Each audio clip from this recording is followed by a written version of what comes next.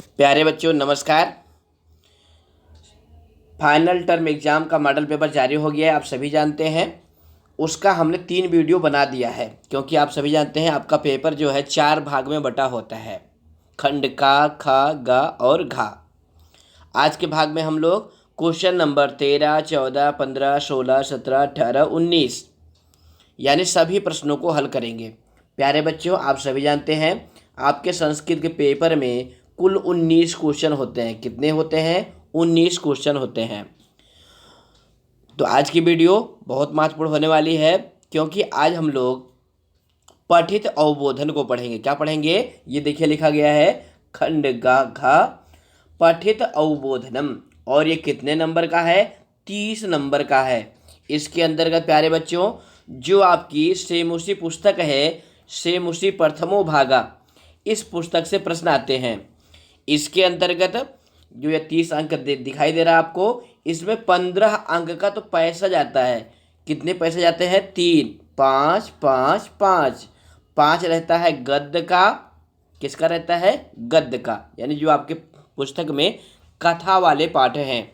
और 5 रहता है पद्य का, यानी जो आपकी पुस्तक में श्लोक वाले पाठ हैं।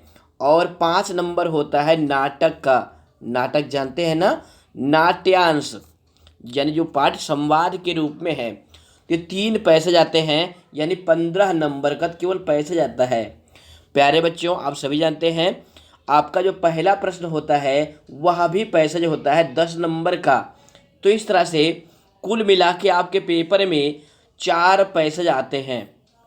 3 ये पठित वाले और 1 अपठित। तो कुल मिला के कितने नंबर का पैसा जाता है आपके पेपर में? 25 नंबर का। तो आज की वीडियो में हम देखेंगे कि जो ये हमारे पुस्तक वाले पैसेज हैं इसमें से हम प्रश्न का उत्तर कैसे बिना अनुवाद किए हुए किस ट्रिक से जल्दी उत्तर ढूंढ करके हम लिख सकते हैं। तो ये देखिए ये आपका 13वां प्रश्न है। लिखा हुआ है अधोलिखितम गद्यांशम पठित्वा प्रदत्त प्रश्नानामुत्तराणि संस्कृतेन लिखत। नीचे दिए गए गद्यांश को पढ़िए। ये देखिए ना, ये जो अनुच्छेद आया हुआ है क्या है? ये गद्यांश। अनुच्छेद जानते हैं ना, जिसको इंग्लिश में पैसेज कहते हैं।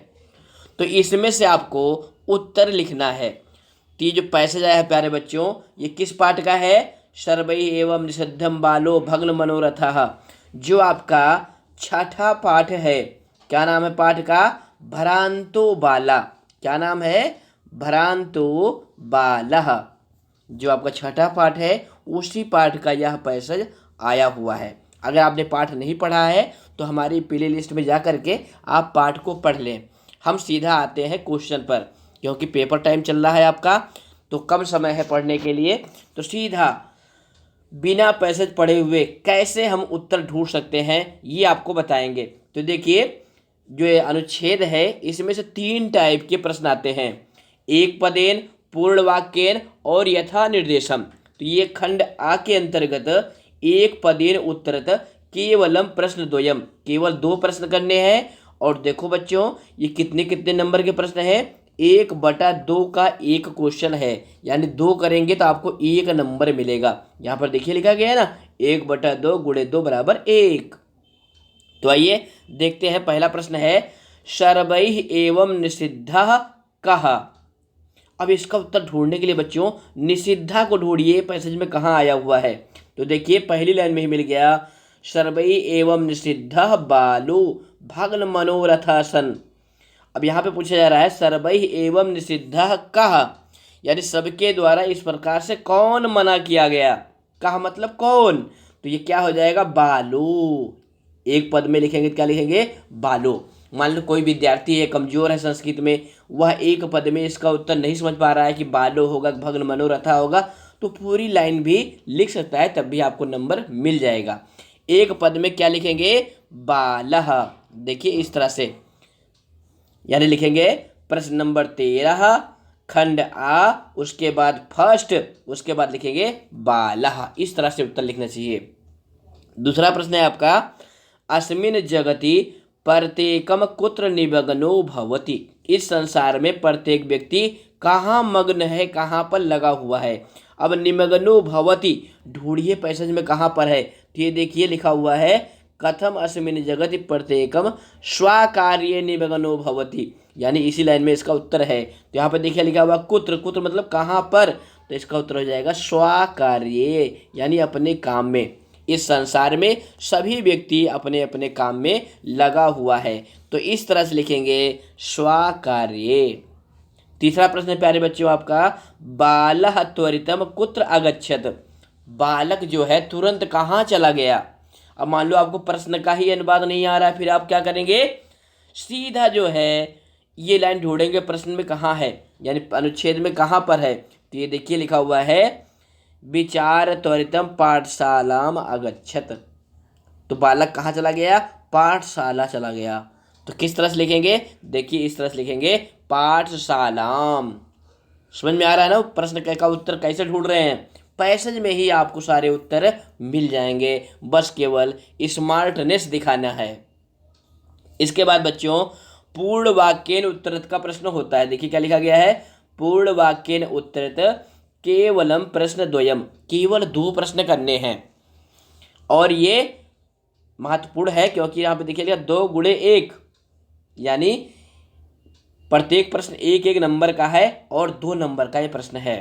तो पहला प्रश्न है किम विचार बालः त्वरितम पाठशालाम अगच्छत, क्या विचार करके बालक पाठशाला चला गया। अब ये लाइन ढूंढिए पैसेज में कहाँ पर है, अगर आप इसका अर्थ नहीं जानते हैं तो ये लाइन ढूंढिए पैसेज में कहाँ पर है। तो देखिए ये लिखा हुआ है अथ शोचितम अहम अपि करोमि इति विचार त्वरितम पाठशालाम अगच्छत। अब इसी लाइन में इसका उत्तर मिल गया। अगर आपको नहीं समझ में आ रहा है तो यहाँ से यहाँ तक लिख देंगे ना, तब भी आपको नंबर मिल जाएगा।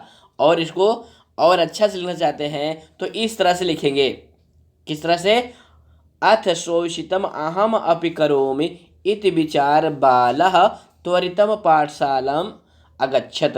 अब यहाँ बालः जो है हमने प्रश्न वाले वाक्य से जोड़ा है, क्योंकि देखिए यहाँ पे जो अनुच्छेद में आया हुआ है यहाँ बालः नहीं लिखा गया है, लेकिन यहाँ प्रश्न में बालः लिखा हुआ है, इसलिए बालः को जोड़ करके हम पूरा उत्तर लिखेंगे। देख रहे हैं ना, उत्तर ढूंढना कितना आसान है। अगला प्रश्न है सह विद्या व्यसनी भूत्वा किम अलभत, वह विद्या व्यसनी होकर के क्या प्राप्त किया। अब किम अलभत ये क्रियापद है, इसका ढूंढिए कहाँ पे है। ये देखिए अंतिम लाइन में लिखा हुआ है सह विद्या व्यसनी भूत्वा महतीम वैदुषीं प्रथाम संपदम चा अलभत, वह विद्या व्यसनी होकर के, विद्या व्यसनी का क्या अर्थ होता है कि वो बिल्कुल पढ़ाई में लग गया और इससे उसको क्या प्राप्त हुआ, महतीम वैदुषीं, यानी बड़ी विद्वता प्राप्त हुई और ढेर सारा धन प्राप्त किया। क्योंकि जब आपके पास ज्ञान रहेगा प्यारे बच्चों तभी धन प्राप्त कर सकते हैं। तो इसका उत्तर इस तरह से लिखेंगे सह विद्या व्यसनी भूत्वा महतीम वैदुषीं प्रथाम संपदम चा अलभत, यानी जो ये लाइन है इसको ऐसे ऐसे लिख लेंगे। इसके बाद आपका अगला प्रश्न है बालः भग्न मनोरथः किम अचिंतयत, यानी टूटे हुए मनोरथ वाला बालक ने क्या सोचा। अब देखिए भग्न मनोरथ आ गया, अचिंतयत आ गया, तो ये पहली लाइन में लिखा हुआ है बालो भग्न मनोरथ सन कथम अस्मिन् जगति प्रत्येके स्वकार्ये निमग्नो भवति। ये लाइन यहाँ से लेकर के यहाँ तक लिखेंगे। तो इसको इस तरह से लिखेंगे, देखिए बालः अचिंतयत, बालक ने सोचा, क्या सोचा, कथम अस्मिन् जगति, कैसे इस संसार में, प्रत्येकम स्वकार्ये निमग्नो भवति, प्रत्येक व्यक्ति अपने अपने काम में लगा हुआ है। इसके बाद प्यारे बच्चों जो ये तीसरा प्रश्न होता है, देखिए क्या लिखा गया है यथा निर्देशम उत्तरत, निर्देश के अनुसार, यानी हर प्रश्न में अलग अलग निर्देश है उसके अनुसार उत्तर देना है। ये थोड़ा वीआईपी प्रश्न होता है, अच्छा प्रश्न होता है, इसका उत्तर आपको थोड़ा चिंतन मनन करने के बाद ही आएगा। और इसमें भी आपको 2 करने हैं और ये भी 2 नंबर का है। पहला है अनुचितम इत पदस्य विपरीत अर्थकम पदम अनुच्छेदा चित्वा लिखत। इस तरह के प्रश्न बच्चों क्या करना होता है, पर्याय पद या विलोम पद आपको चुनना होता है या कर्ता क्रिया का चयन करना होता है। तो देखिए पहले प्रश्न में क्या लिखा गया है अनुचितम, इसका आपको विपरीत अर्थक यानी विलोम पद चुनना है। अब विलोम पद कहाँ मिलेगा? इस अनुच्छेद में मिलेगा, इस पैसेज में मिलेगा। तो अनुचितम माने होता है उचित नहीं, तो इसका विलोम क्या हो जाएगा? उचितम। तो देखिए उचितम कहाँ आया हुआ है? ये यहाँ पे लिखा हुआ है स्वाउचितम। तो इसका जो विलोम पद लिखेंगे प्यारे बच्चों, इस तरह से लिखेंगे उचितम। देख रहे हैं ना कैसे लिखेंगे? उचितम। अब इसका उत्तर आपको लिखने के लिए क्या करना है? फर्स्ट लिखना है, ब्रैकेट लगाना है, उसके बाद उचितम लिख देना है, बस इतना ही तो करना है ना आसान। उसके बाद सेकंड है अथ स्वाउचितम अहम अपि करोमि। अत्र करोमि इत क्रियापदस्य कर्तृपदम किम, यानी इस क्रियापद का कर्तृपद। कर्तृपद जानते हैं ना क्या होता है? जिसको इंग्लिश में सब्जेक्ट कहते हैं। अब सब्जेक्ट बच्चे सब जानते हैं, कर्तृपद कहते हैं कर्तृपद क्या है? कर्तृपद क्या होता है बच्चों? सब्जेक्ट। तो इसमें इस वाक्य में सब्जेक्ट आपको बताना है, क्रिया क्या है? करोमि। यहाँ पर ध्यान दो बच्चों, जो ये करोमि है ये उत्तम पुरुष एक वचन की क्रिया है। किस पुरुष की है? उत्तम पुरुष एक वचन की। अब इस वाक्य में इसका कर्ता क्या आया हुआ है? अहम। इस तरह से लिखेंगे, देखिए ना लिखा हुआ है अहम अपि, यहाँ पे देखो ना लिखा हुआ अहम अपि, तो इसका कर्ता है अहम। अहम माने क्या होता है? मैं। अहम माने क्या होता है? मैं, जिसको आप इंग्लिश में क्या कहते हैं? आई।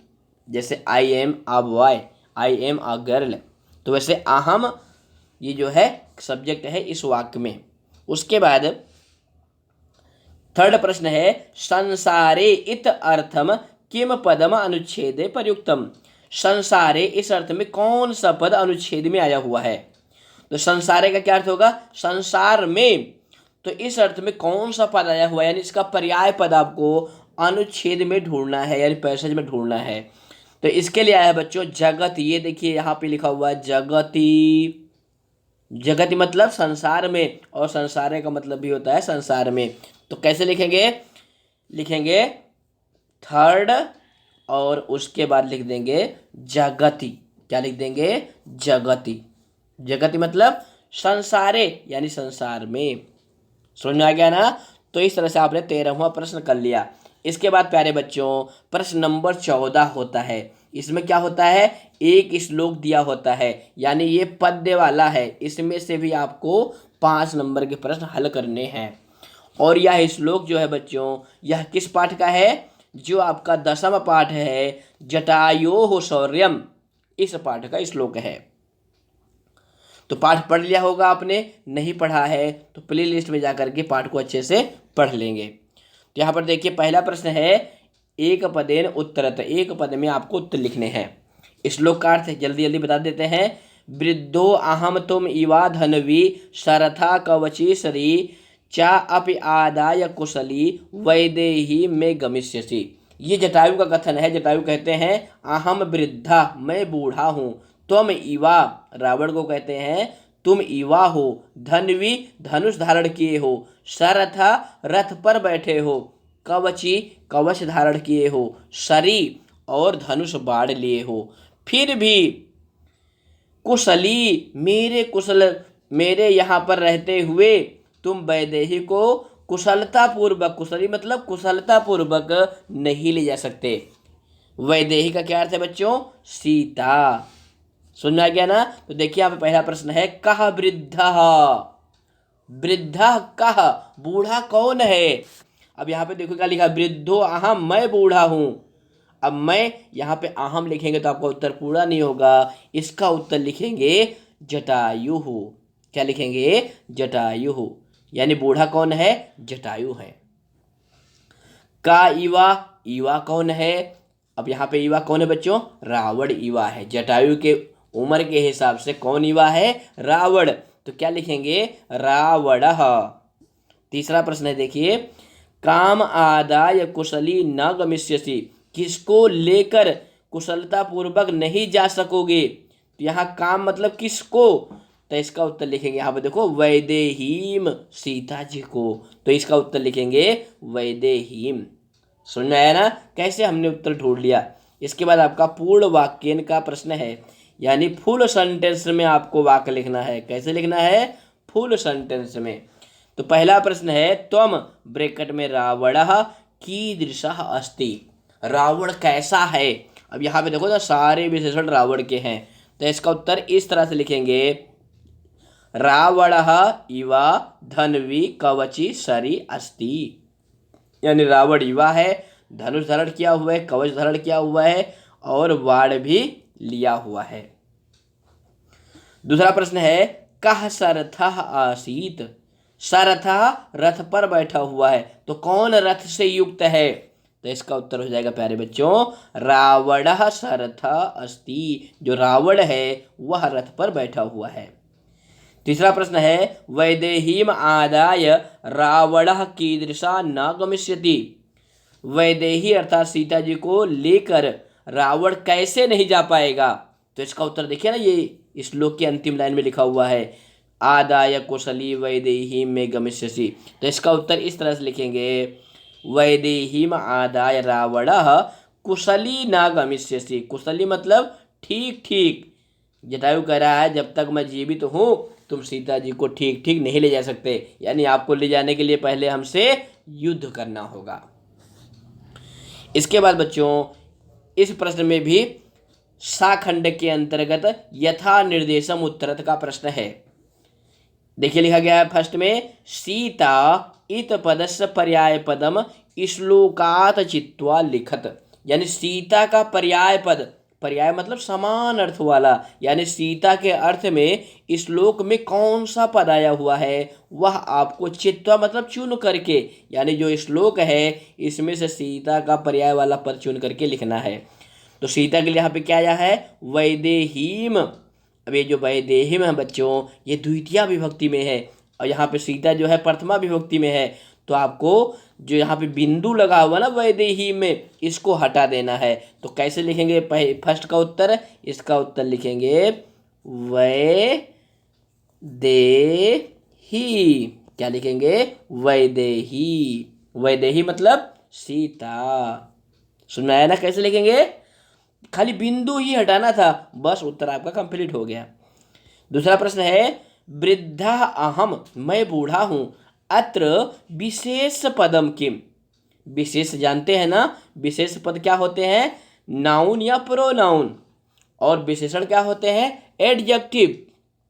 तो यहाँ पे दो पद है, देखिए ना यहाँ पे इन्वर्टेड कामा में लिखे गए हैं, इन्हीं दोनों में से आपको विशेष पद चुनना है। तो प्यारे बच्चों देखिए यहाँ पे वृद्धा जो है, वृद्धा क्या है विशेषण है, वृद्धा क्या है विशेषण है, तो यहाँ पे विशेष पद क्या हो जाएगा अहम, अहम क्या हो जाएगा विशेष। तो इसका उत्तर लिखेंगे प्यारे बच्चों, लिखेंगे सेकंड, उसके बाद लिखेंगे अहम। अहम कैसा पद है विशेष पद है, विशेष मतलब जो जिसकी विशेषता बतलाई जा रही है। तो अहम वृद्धा, तो यहाँ पे वृद्धा क्या है विशेषण है, अहम जो है विशेष है। समझ गए, बहुत अच्छे। उसके बाद देखिए अत्र त्वम इत क्रियापदस्य कर्तृपदम किम। अब यहाँ पे बच्चों प्रश्न बनाने वालों ने थोड़ा मिस्टेक की है, क्योंकि यहाँ पे कर्ता दिया गया है, यहाँ पे लिखना चाहिए था क्रियापदम किम। तो त्वम का क्रियापद हो जाएगा गमिष्यसि, ये देखो ना क्रियापद आया हुआ है गमिष्यसि, यह क्रियापद है और तुम जो है कर्ता पद है, तो इसका उत्तर हो जाएगा गमिष्यसि। इस तरह से आपने 14वां प्रश्न भी हल कर लिया। अब इसके बाद 15वें प्रश्न के रूप में, यानी प्रश्न नंबर 15 के रूप में नाट्यांश का अनुच्छेद आता है, यानी नाट्यांश वाला पैसेज आता है। कौन सा पैसेज नाट्यांश का। अब ये जो अनुच्छेद आया है बच्चों देखिए ना, चंदन मिल गई मल्लिका मिल गई, चंदन मिल गई मल्लिका मिल गई। अब ये चंदन और मल्लिका किस पाठ में है, जो आपका तीसरा पाठ है गोदोहनम। कौन सा पाठ है गोदोहनम, उस पाठ का ये पैसेज आया हुआ है। लेकिन बच्चों ये तो आपका मॉडल पेपर है, फाइनल पेपर में आपके जो सिकता सेतु है उसमें से पैसेज आएगा, क्योंकि सिकता सेतु भी नाट्यांश है। तो सिकता सेतु पाठ को भी पहले लिस्ट में जा करके अच्छे से पढ़ लेंगे। तो यहाँ पर देखिए एक पदेन उत्तरत, एक पद में उत्तर देना है। पहला प्रश्न है कः मोदकम गृहीतुम इच्छति, कौन लड्डू ग्रहण करना चाह रहा था। तो यहाँ पर देखिए गृहीतुम इच्छति, तो देखिए अनुच्छेद में कहाँ आया हुआ है, ये देखिए ना, मोदकम गृहीतुम इच्छति। अब ये कौन किसके वाक्य में आया है? चंदन के वाक्य में आया है। देखो बच्चों, जो ये नाटक होता है ना, नाटक के बारे में दो तीन बातें समझ लो तो आपके लिए आसान हो जाएगा। जो ये कथन, ये मोटे मोटे जो लिखे होते हैं नाम, इनकी आगे जो ये बात लिखी गई है ना, इसको इन्होंने ही कहा है। यानी इस वाक्य के वक्ता यानी बोलने वाले, नाटक कहाँ होता है? मंच पर होता है ना। तो जो माइक में बोलता है, अब जैसे देखो ना, ये वाक्य कौन बोला है? चंदना। चंदन कहता है आहा सुगंधस्तु मनोहरा। तो यहाँ से यहाँ तक ये जो पूरा वाक्य है, इसको चंदन ने कहा है। यहाँ पे पूछ रहा है कहा मोदकम गृहीतुम इच्छति, लड्डू कौन लेना चाह रहा था? तो कौन लेना चाह रहा था? चंदनः। तो इसका उत्तर लिखेंगे चंदनः।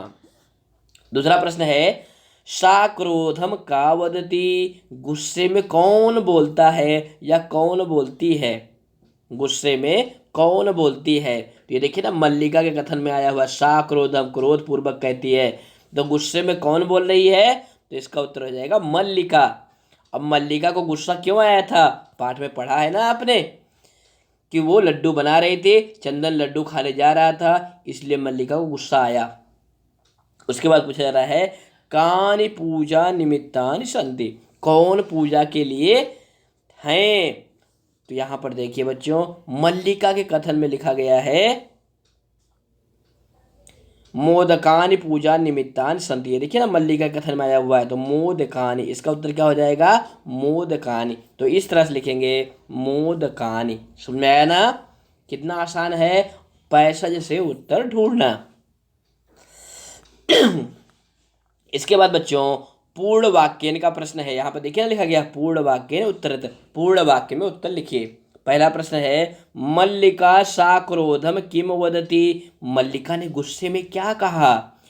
तो ये देखिए ना, मल्लिका का कथन है, यहाँ से यहाँ तक बस ऐसे लिख दो।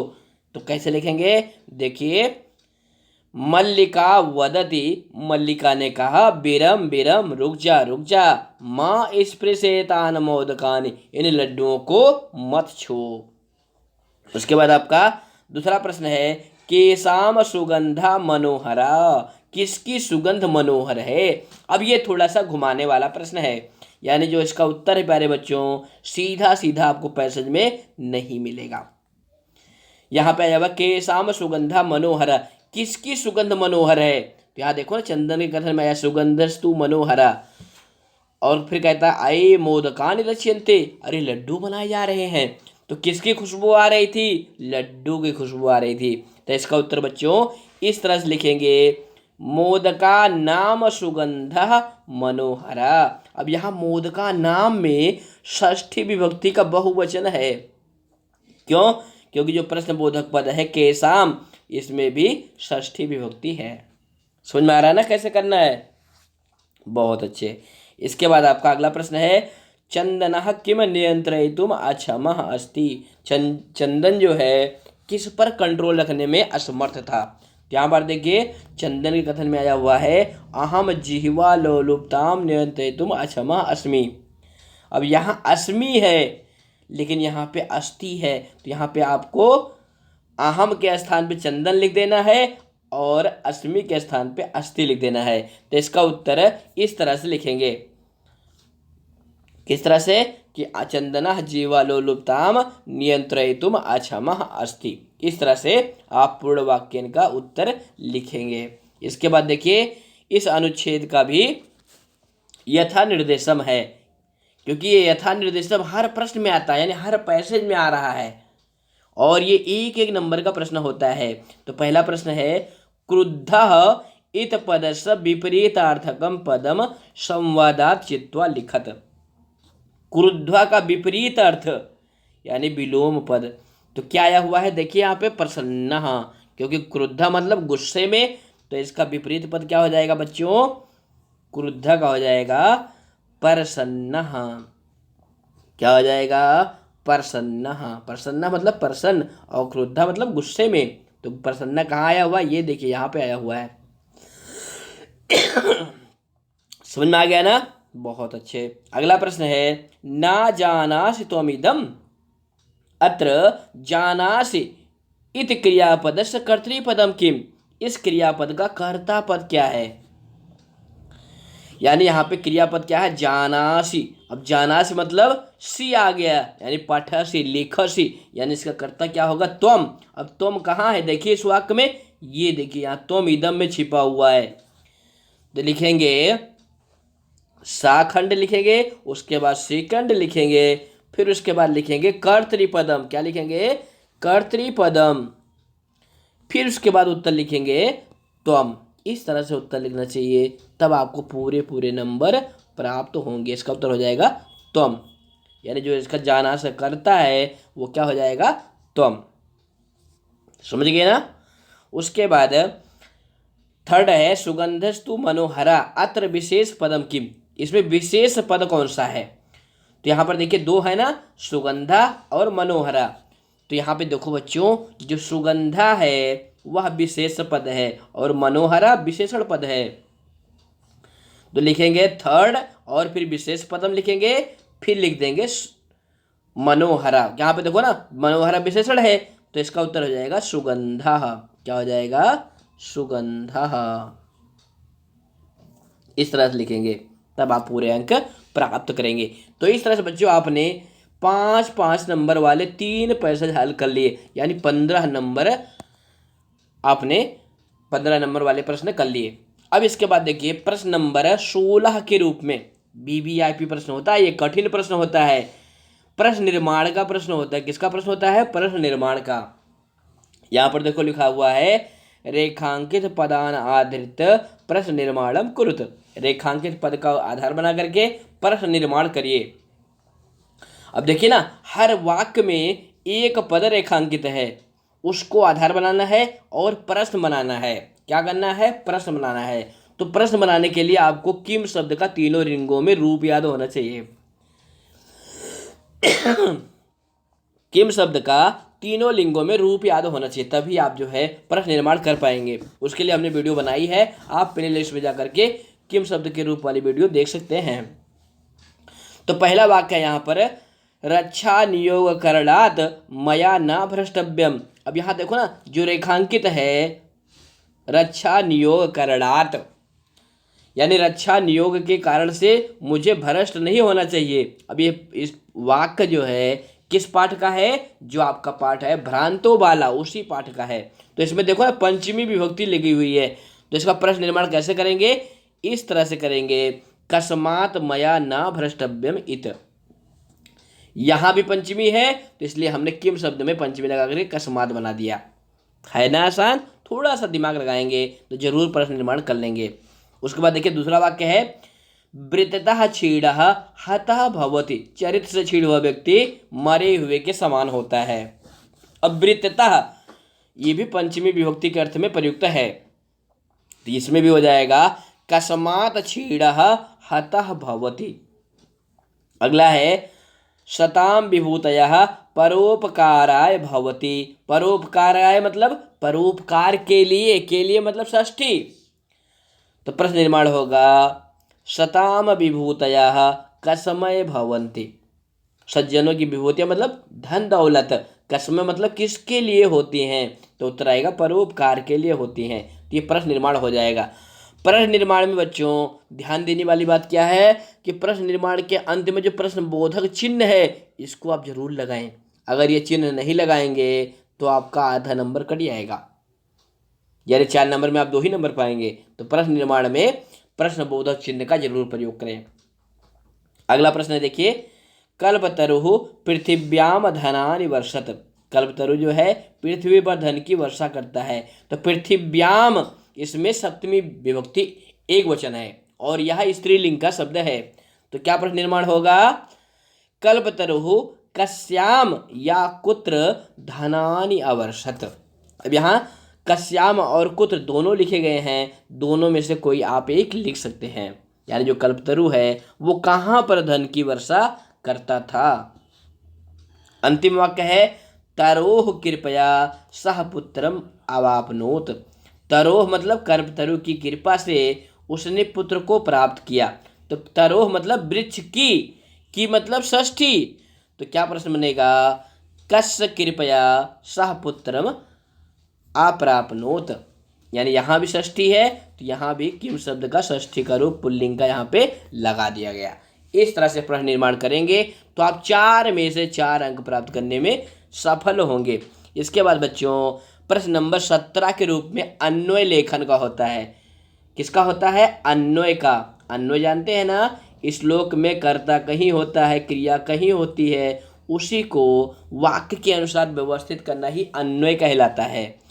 तो यहाँ पर श्लोक भी लिखा होता है, अन्वय भी लिखा होता है, बस हर श्लोक में 3-3 रिक्त स्थान होते हैं और उसमें भरे जाने वाले पद मंजूषा में दिए गए होते हैं।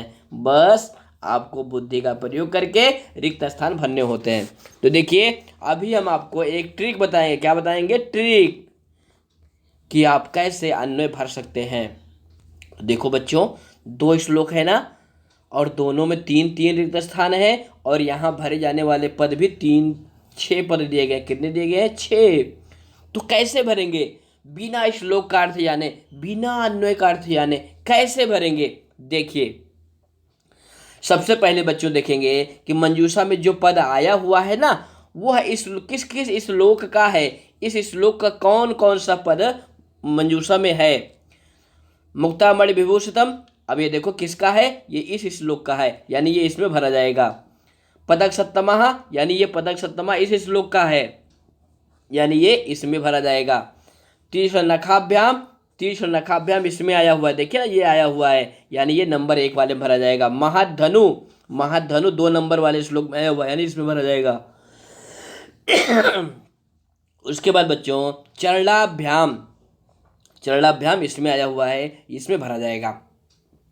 तो इस तरह से आपको दोनों श्लोक वाले पदों को अलग अलग कर लेना है, फिर आपके लिए भरना आसान हो जाएगा बिना अर्थ जाने। तो देखिए पहले अन्य में क्या भरेंगे? पदक सप्तमः महाबलः पदक सप्तमः जटायु तू। अब तू के बाद क्या भरेंगे? देखिए चरणाभ्याम, तो उसके लिए देखिए यहाँ पे आया है तीक्ष्ण नखाभ्याम, और मंजूषा में कहाँ पर है? ये देखिए लिखा हुआ है, तो क्या भरेंगे? तीक्ष्ण नखाभ्याम। अब 3 नंबर पे 2 तो भर गए, तीसरे पे क्या भरेंगे? तो देखो ना तीसरा कौन सा इसमें आया हुआ है, तो देखिए ना वर्णान, तो ये देखो वर्णान लिखा हुआ है, तीसरे नंबर पे क्या भर देंगे? वर्णान। अब देखो बच्चों हमने 3 भर दिए, यानी अब 3 हमारे खाली हो गए। कौन कौन? ये गायब हो गया, ये गायब हो गया और ये गायब हो गया। अब यही 3 बचे हुए हैं, इन्हीं तीनों को इसमें भरना है।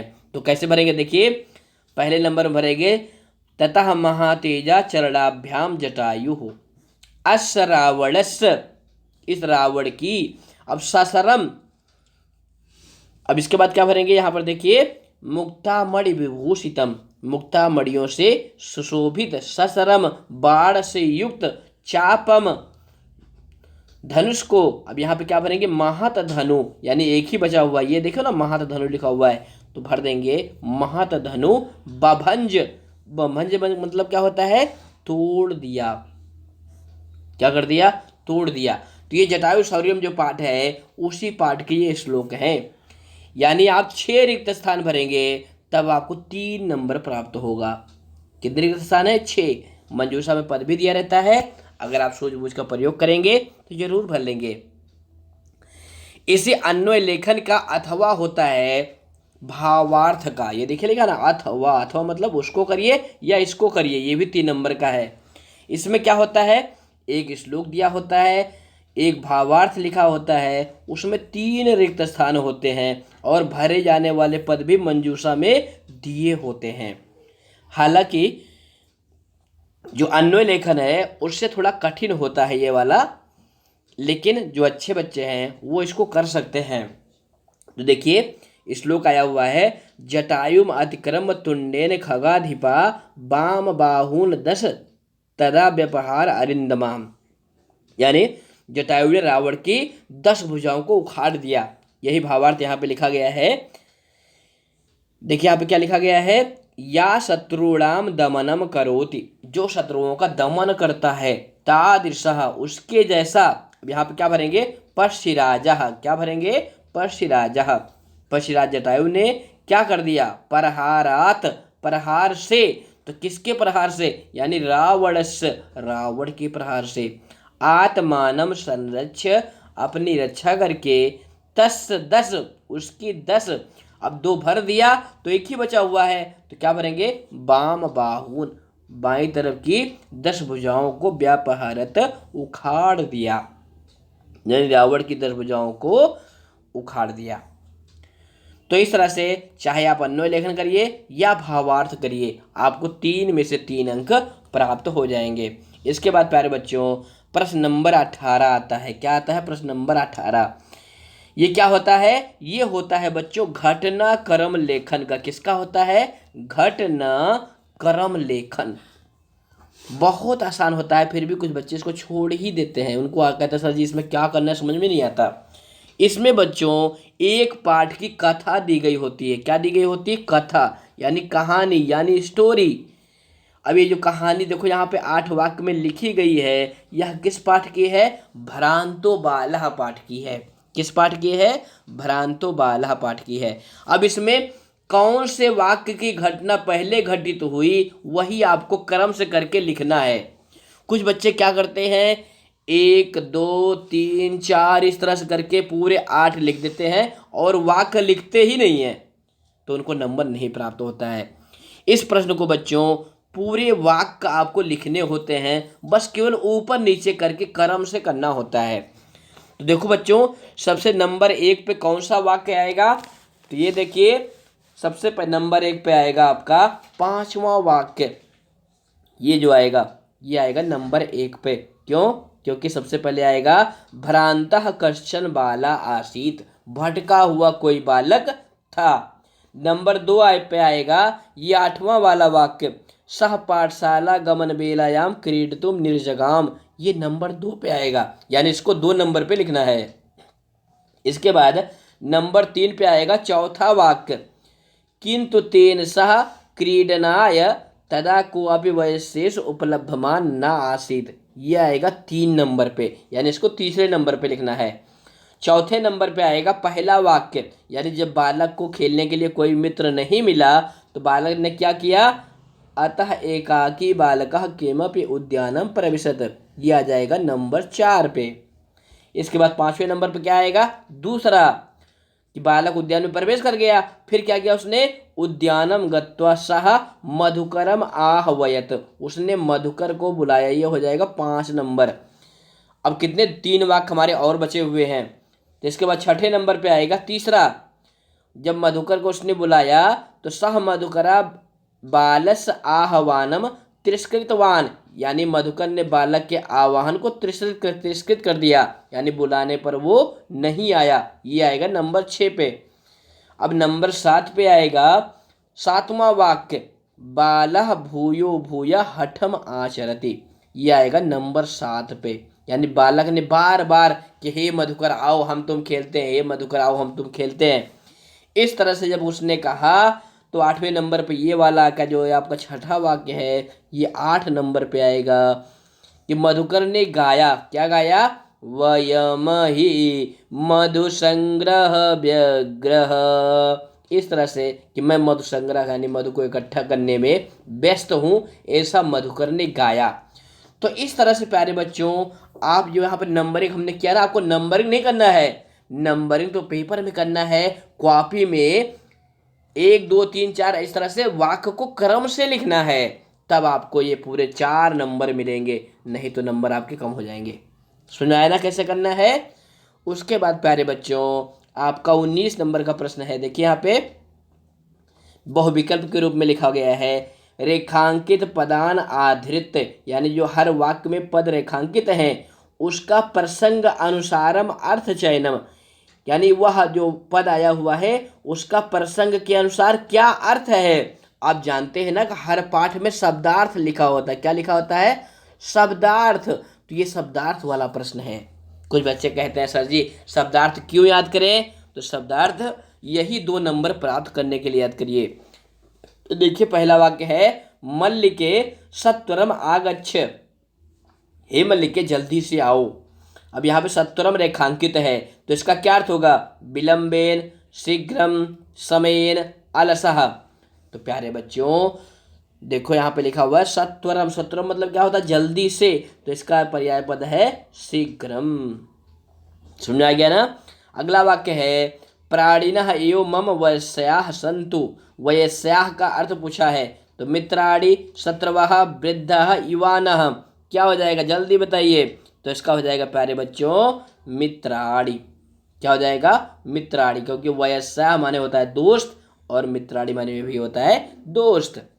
समझ आ गया? चलिए तीसरा देखिए, स्वादून भक्ष कवलान ते दास्यामि। मैं तुम्हें स्वादिष्ट भोजन खाने के लिए दूंगा। तो स्वादून का अर्थ क्या होगा? तिक्तान तीखा, स्वादिष्टान मीठा, कसायुक्तान कसैला और लावणिकान यानी नमकीन। तो यहाँ पे बच्चों स्वादून का अर्थ हो जाएगा स्वादिष्टानि। उसके बाद चौथा है प्रीतो बालः तम इत्थम संबोधयत। अब प्रीतो बालः, तो प्रीतो का क्या अर्थ हो जाएगा? खिन्नः, लुब्धः, निर्दयी, प्रसन्नः। तो प्रीतो माने होता है बच्चों प्रसन्नः। तो आपका ये चौथा विकल्प सही हो जाएगा। तो ये तो 19 नंबर का प्रश्न हो गया। देखो ना का लिखा हुआ यहाँ पे, का मतलब इसके बाद खा भी है। ये देखिए खा, ये इसमें क्या लिखा गया है? अधोलिखिता नाम शब्दानां पर्याय पदेन सह मेलनम कुरुतो। इसमें मिलान करने वाला प्रश्न है। किसके साथ मिलाना है? पर्याय पद। पर्याय मतलब जानते हैं ना, समान अर्थ वाले, जिसको आप पर्यायवाची कहते हैं, यानी समान अर्थ वाला। तो मिलाना है। तो कैसे मिलाएंगे? देखिए इस तरह से मिलाएंगे इसको। अक्षमः, अक्षमः का क्या अर्थ हो जाएगा? असमर्थः। क्या हो जाएगा? असमर्थः। मनोहरा का हो जाएगा आकर्षकः। दुहिता का हो जाएगा श्रुता, बिल्कुल सामने है। और सुमनम का हो जाएगा कुसुमम। इस तरह से बच्चों मिलान करेंगे तो आप 2 अंक प्राप्त करने में सफल होंगे। तो प्यारे बच्चों प्लीज़ अगर नए हैं और अभी तक चैनल को सब्सक्राइब नहीं किया है तो सब्सक्राइब कर लें, क्योंकि हम आपको 10वीं में भी मॉडल पेपर उपलब्ध कराते रहेंगे, 9वीं में भी आपको और महत्वपूर्ण वीडियो उपलब्ध कराते रहेंगे, क्वेश्चन बैंक आपके लिए लाते रहेंगे। तो फिर मिलेंगे। नमो नमः, धन्यवाद।